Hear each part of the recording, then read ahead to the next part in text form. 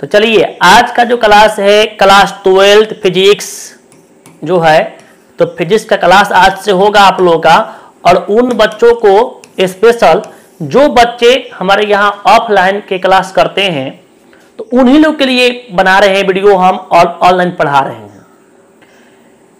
Offline के बच्चों का जहां तक फिजिक्स हुआ है उसके आगे का पढ़ाई अब ऑनलाइन के माध्यम से होगा, क्योंकि ऑफलाइन सेंटर पर टाइम नहीं मिल पा रहा है, बाकी विषय की पढ़ाई हो रहा है।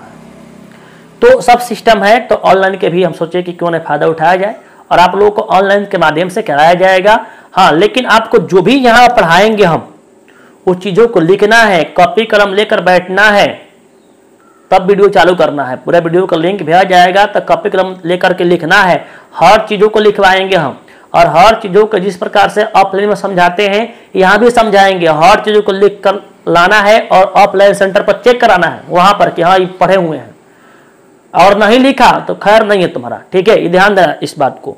ठीक है, और बाकी इस वीडियो के माध्यम से जो ऑनलाइन के स्टूडेंट है चाहे बाकी स्टूडेंट जो है इससे लाभ प्राप्त कर सकते हैं। ठीक है, लेकिन हम यहाँ पर चालू करेंगे वहीं से जहाँ तक ऑफलाइन में पढ़ाई हुआ है।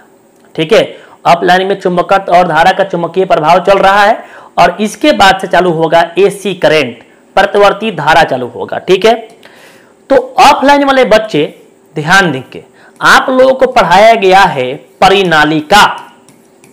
परिनालिका। ठीक है, और इस चीजों को बहुत अच्छे से आपको बताया गया है। आपको हम बताए हैं कि ई चैप्टर और आपका प्रतिवर्ती धारा, ये दोनों चैप्टर बहुत हार्ड है।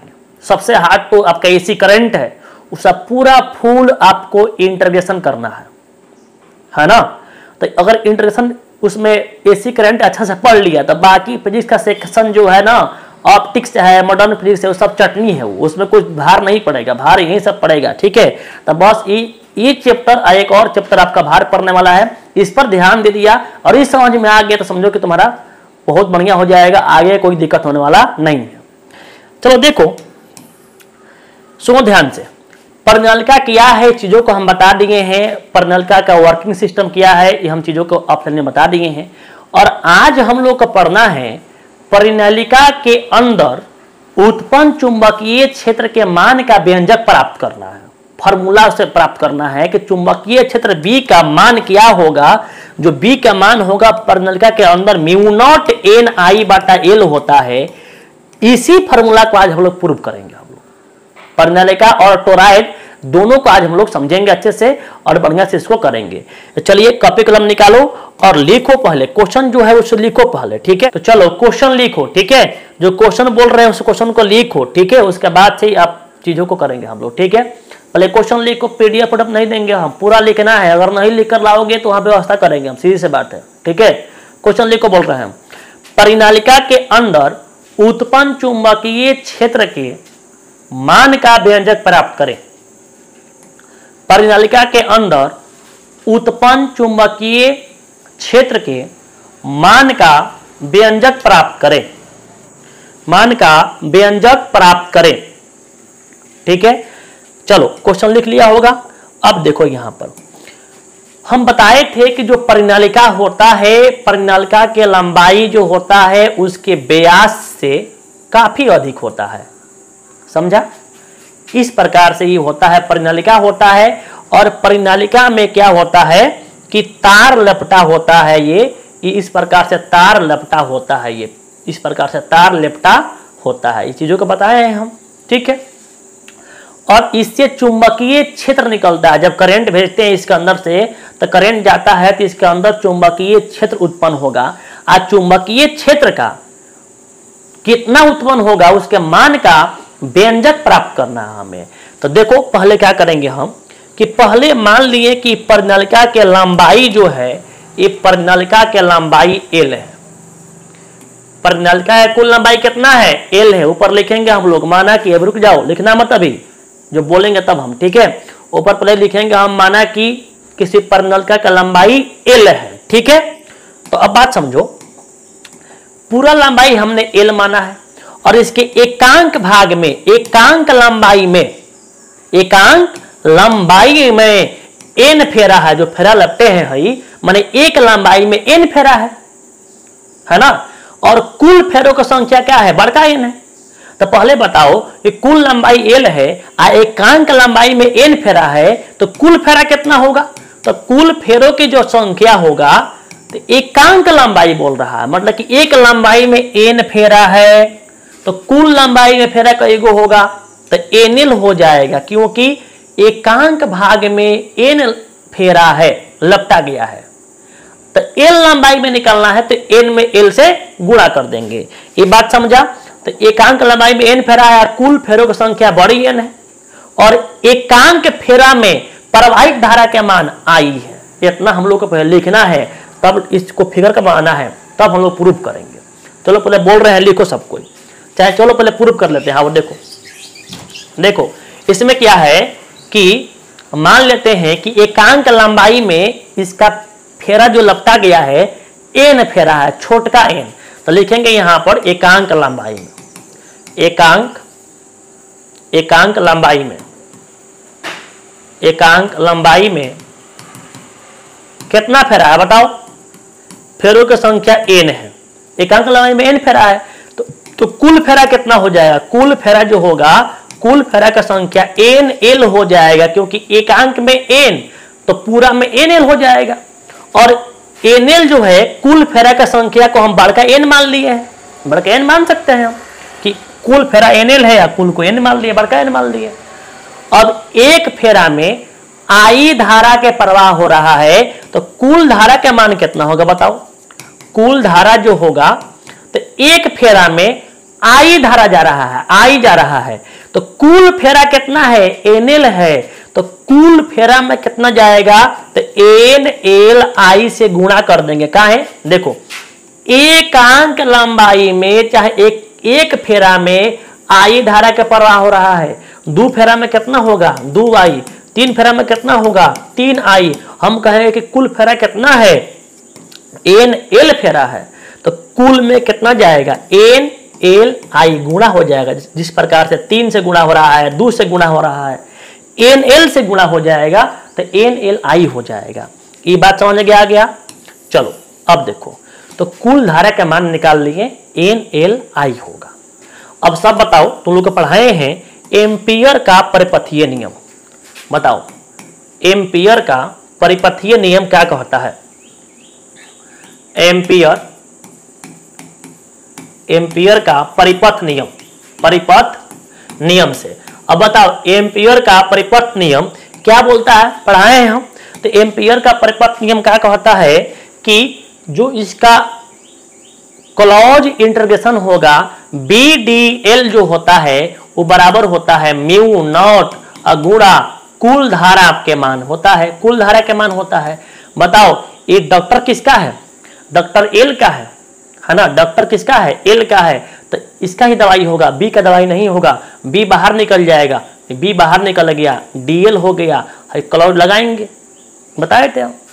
आगे बताओ म्यू नॉट गुणे कुल धारा के मान कितना है? तो कुल धारा का मान एन एल आई है, जो कि यहां भर देंगे मानवा हो।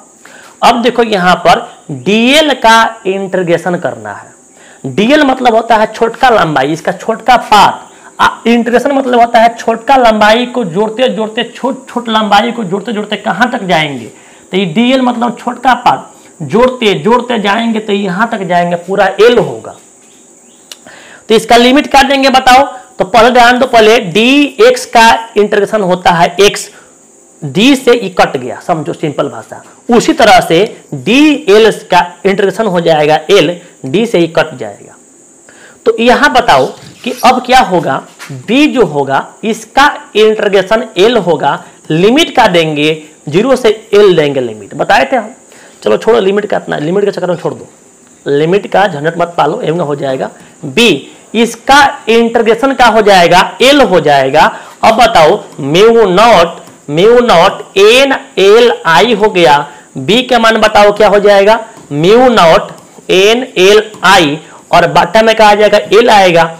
चाहते हो तो यहां से तुम एल से एल काट सकते हो, एल से एल को काट सकते हो, लेकिन यहां पर देखो एक बात कि ये एनएल जो है, एनएल कुल फेरा है, और कुल फेरा एनएल को ही तुम बड़का एन माने हो।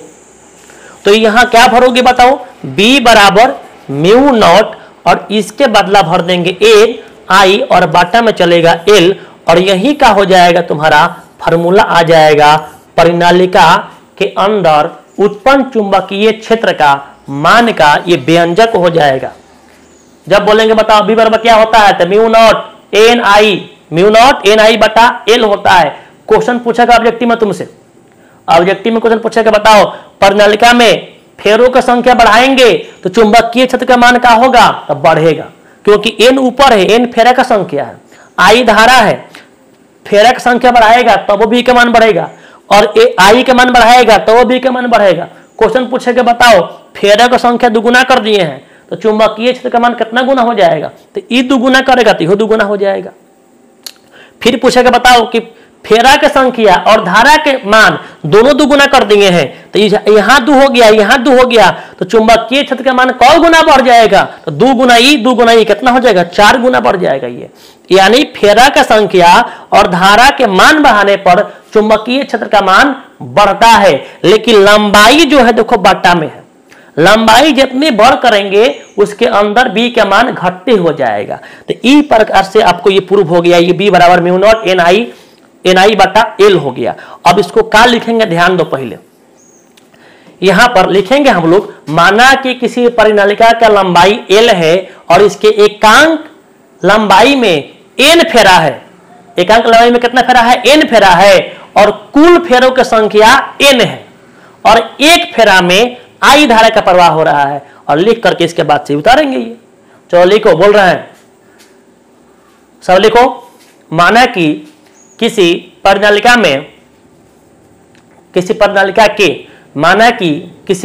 के लंबाई एल है, माना कि किसी परिनालिका के लंबाई एल है, इसके एकांक लंबाई में एन फेरा है, इसके एकांक लंबाई में एन फेरा है, कुल फेरों की संख्या पर लिखो, एकांक लंबाई में एन फेरा है, छोटका एन डालना, इसके एकांक लंबाई में एन फेरा, छोटकी एन है, और उसके बाद लिखो कुल फेरों की संख्या, चाहे कुल फेरा बड़ी एन है, इसके एकांक फेरा में आई धारा प्रवाहित होता है, इसके एकांक फेरा में आई धारा प्रवाहित होता है, इसके एकांक फेरा में आई धारा प्रवाहित होता है, इसके एकांक फेरा में आई धारा प्रवाहित होता है। अब इसको उतारना है, ठीक है, इसको तुम्हें उतारना है, तो हम रुकेंगे नहीं, तुम वीडियो को रोक लो और रोक करके उतार कर यहां तक करो कंप्लीट।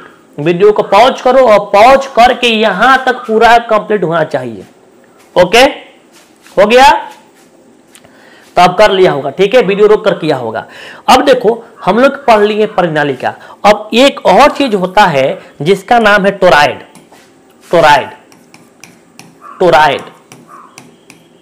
टोरॉइड क्या होता है? देखो आप देखोगे ये गोल गोल जो होता है ट्रांसफार्मर में लगाया जाता है, इसको चाहे आप देखोगे किसी उपकरण में लगा होता है, ये इस प्रकार से रहता है, ये गोल होता है इस प्रकार से, और ये गोल ऐसा होता है, और इसी के ऊपर तार लपटा होता है, ये तार लपटा गया है, और इसी सिस्टम को हम लोग टोरॉइड बोलते हैं। क्या बोलते हैं? टोरॉइड बोलते हैं।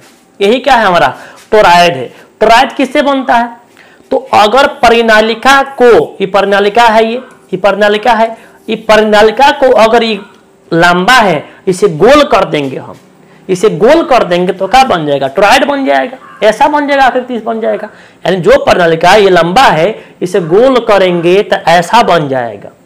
तो ये जो बना है किससे बना है? परिनालिका के जैसा ही है। तो इसका परिभाषा क्या देंगे हम लोग कि गोल परिनालिका को टोरॉइड कहते हैं, गोल परिनालिका को टोरॉइड कहते हैं। अब ध्यान दो, इसका फार्मूला क्या होगा? इसका चुंबकीय क्षेत्र का मान B बराबर सेम वह रहेगा, क्या है? म्यू नॉट एन आई, और बाटा में ये जो L है, इसका ये पूरा L था, लंबाई था, परिनालिका में पूरा लंबाई था L, लेकिन यही लंबाई अगर गोल कर देंगे हम तो टोरॉइड में यही लंबाई उसका परिधि बन जाएगा। क्या बन जाएगा? परिधि बन जाएगा। तो लंबाई के बदला हम लोग यहां परिधि भरेंगे, 2πr भरेंगे और यही तुम्हारा फार्मूला हो जाएगा टोरॉइड का, चुंबकीय क्षेत्र का फार्मूला हो जाएगा कितना? B बराबर μ0 NI बटा 2πr होगा। ठीक है, तो फट से हेडिंग करो, ये भी कंप्लीट करेंगे हम लोग। हेडिंग करो टोरॉइड, लिखो, बोल रहे हैं गोल परिनालिका को टोरॉइड कहते हैं। गोल परिनालिका को टोरॉइड कहते हैं। गोल परिनालिका को टोरॉइड कहते हैं। और ये फिगर बनाएंगे और इसे उतार लेंगे। ठीक है, इसको अलग से प्रूफ करने की जरूरत नहीं है, यही आएगा, उसी से प्रूफ कर लिया हम लोग। क्वेश्चन आता भी नहीं है ये। ठीक है, लेकिन पढ़ना है तो सिलेबस में है तो पढ़ेंगे ना। तो ये आपका हो गया।